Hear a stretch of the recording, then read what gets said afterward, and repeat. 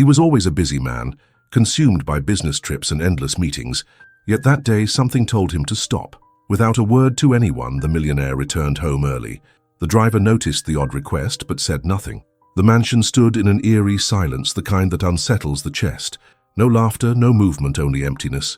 As he walked through the gates, his heart pounded without reason, a dark premonition clinging to him.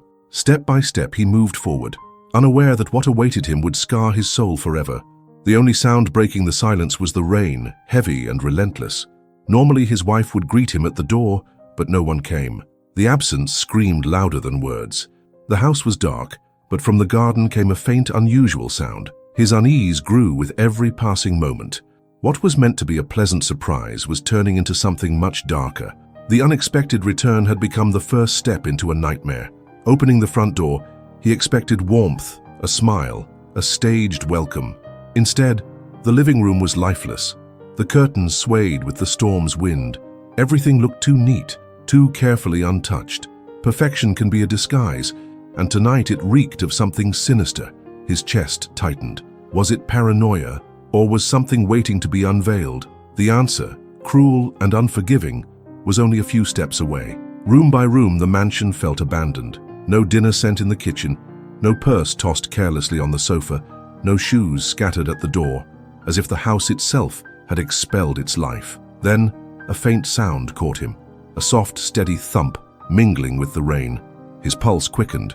Drawn toward it, he moved faster, pulled by an invisible force toward the truth he wasn't ready to see. The glass doors to the garden opened, and what he saw froze him to the bone. A night meant to be calm had shifted into a merciless revelation. His mind raced, trying to make sense of the void before him. He couldn't yet see the full picture, but instinct screamed. Something terrible had unfolded. This wasn't just a return home. It was the beginning of a painful descent into betrayal, heartbreak, and a fire for justice that would not rest until it consumed everything in its path. The rain poured mercilessly, as if the sky itself raged against what was happening. And there, huddled in the corner of the garden, was the boy, his son, fragile, trembling, soaked to the bone. His clothes clung to his body, his eyes wide with fear and confusion. The millionaire froze, his heart torn apart. Who could abandon a child like this? Left to the storm as if he were nothing, his breath caught in his throat, the pain too sharp to release as sound. All he could do was run, kneel, and wrap his son in his arms, as if his embrace could shield him from both the storm and the cruelty of betrayal. The boy's small body shivered, pressing into his father's warmth, desperate for safety. This was more than a moment of physical suffering. It was a wound on a child's soul. The father's gaze darted around, frantic for an explanation, a sign of his wife, but there was nothing, no trace, no excuse. Only the relentless storm, nature itself bearing witness to the heartless act. His chest constricted with guilt. He had trusted the wrong person. He had failed to protect the one being who depended on him most. Tears blurred his vision, mingling with the rain streaming down his face. The boy clung tighter, sensing love as his only anchor in a night of horror. In that moment, the millionaire was not a figure of wealth or influence, but a broken father, wounded by the harshest truth. The image was unbearable. Innocence betrayed, a family bond shattered. The silence between the thunderclaps screamed louder than words. Time slowed, almost stopped. The roar of the storm seemed muted, as though the universe itself wanted him to feel every ounce of this revelation. It wasn't neglect, it was intent, a choice, cold, calculated, cruel. His jaw tightened, his grip around his son unyielding. In the raw ache of despair, something else stirred, fury, a promise that this act would not go unpunished. As he lifted his eyes, determination burned where sorrow had been. The scene before him would not break him, it would transform him.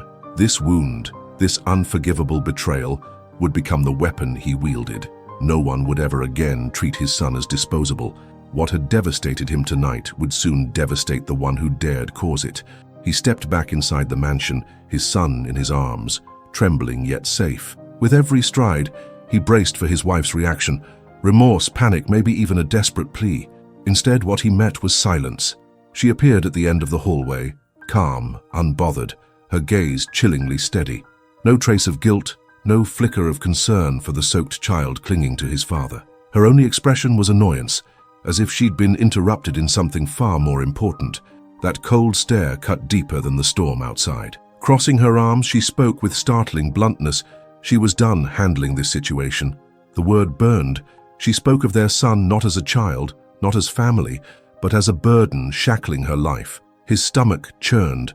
The woman before him wasn't the wife he thought he knew, but a stranger, heartless, unrecognizable, incapable of compassion. Her indifference was louder than any confession could have been. The boy buried his face against his father's chest, refusing to meet her eyes, as if instinctively aware that no comfort could be found there. She didn't ask if he was all right, didn't take a single step toward him, and in that silence, the father understood. This wasn't a mistake, not a moment of weakness. It was a decision, a deliberate betrayal. The weight of it shattered him more deeply than any infidelity ever could. He searched her face for humanity, for even the faintest shadow of regret, but found nothing. She justified herself with words like freedom and rights, as though abandoning her child could be excused as self-preservation. Her voice was steady, almost rehearsed, every word another nail sealing the coffin of their marriage. No guilt, no love, just the hollow arrogance of someone blinded by greed and vanity. And in that moment, his sorrow hardened into something sharper. Her coldness wasn't just cruelty, it was arrogance. She believed herself untouchable, certain she could walk away without consequence, but she had underestimated him. If she could turn her back on her own child, then he could turn his back on everything she craved, her comfort, her wealth, her reputation. The ice in her veins would one day return to her, colder and more merciless than she ever imagined. The millionaire carried his son upstairs, wrapping him in blankets, trying to chase away the chill. Yet inside, he himself was broken. His heart, once steady through business storms and life's challenges, now lay in shards. He had never imagined witnessing such cruelty within his own home. Every tear that slid down his child's face was a blade slicing through his soul. The mansion, once a monument to his triumph, now felt like a hollow stage of betrayal and pain. No silence could quiet the storm raging inside him. He sat by the bed, watching the boy drift into uneasy sleep, still whimpering softly. That fragile body, curled into itself, carried more than cold. It carried fear, abandonment, the doubt of being unloved. The sight gnawed at him, feeding his guilt. How could a man with wealth and power fail in the most important role of all? The ruin wasn't about money or pride. It was about failing to protect the one who needed him most. His grief burned into anger, not only toward his wife but at himself. He replayed every false smile she gave, every calculated gesture, each one a knife he hadn't noticed until too late. Yet in the ashes of regret, a seed of resolve was taking root. From ruin he would rise, from betrayal he would rebuild. The boy sleeping beside him would never again be left unguarded. The lies that poisoned their home would no longer hold power. As the storm raged outside, it mirrored the chaos inside him. The mansion's grandeur mocked him now, its walls echoing with deceit. He felt trapped but not defeated. In the stillness of that night he made a vow. This pain would not be wasted. His heart might be shattered, but from its ruins would come a strength sharper than ever before. And within that clarity came truth. The marriage was dead, the public image broken, but none of that mattered. What mattered was his son, the fragile life that needed love, protection, and presence. No deal, no empire, no possession would ever stand above that bond again. Out of ruin rose a new resolve, unshakable, and in the shadows of that resolve, justice quietly sharpened its blade. The night was far from over when he returned downstairs. This time, he carried not just the weight of his child's suffering, but the weight of truth. There she was, in the living room, casually flipping through a magazine, as though nothing had happened. The sight was unbearable. The millionaire, usually composed to protect appearances, snapped. His voice cut through the silence, sharp with anguish and fury. He demanded answers. How could she abandon her own son in the storm, as if he were nothing? Her dismissive sigh was more brutal than any words, as though it were nothing, as though he were overreacting. That indifference was gasoline on the fire inside him. The confrontation ignited. He moved closer, his presence heavy, unrelenting. She tried to maintain her cold facade, but under his piercing gaze the cracks began to show. For the first time her arrogance faltered. Excuses spilled from her lips. Stress, responsibility, the difficulties of raising a child. Each word was poison, each excuse another slap. He recognized manipulation when he heard it. and he would not be fooled again. Her mask, carefully worn for so long, was crumbling. No longer the perfect wife, no longer the untouchable woman, just a liar exposed under the weight of her own cruelty. Her eyes betrayed her then. Not remorse, but fear. Fear of losing the comfortable life his wealth had built. Fear of losing status, prestige, the doors his name opened. He saw it instantly and allowed himself a bitter smile. That was her weakness. Not conscience, not guilt. Greed. And greed would be her downfall. The confrontation didn't end in shouting. It ended in silence. A silence that carried more weight than words. He no longer needed to fight her with volume. He would fight her with truth. The game was over. The mask was shattered. And though she didn't yet realize it, her fate was sealed. That night was the beginning of her undoing. His son's pain had lit a fire, and now justice would burn her world to ashes. By morning, the millionaire was no longer the same man. His heart still ached, but now a colder determination guided him. He began to dig, searching where once he had trusted. What he found was staggering. Hidden papers, suspicious contracts, incriminating text messages. The betrayal of leaving his son in the rain was only one piece of a much darker puzzle. She had not only abandoned her family, she had been orchestrating her own rise by plotting his downfall. The phone revealed lovers, secret hotel bookings, and luxury trips billed to his accounts. Credit cards drained for gifts that never reached home. Each discovery was another dagger, but it wasn't just infidelity.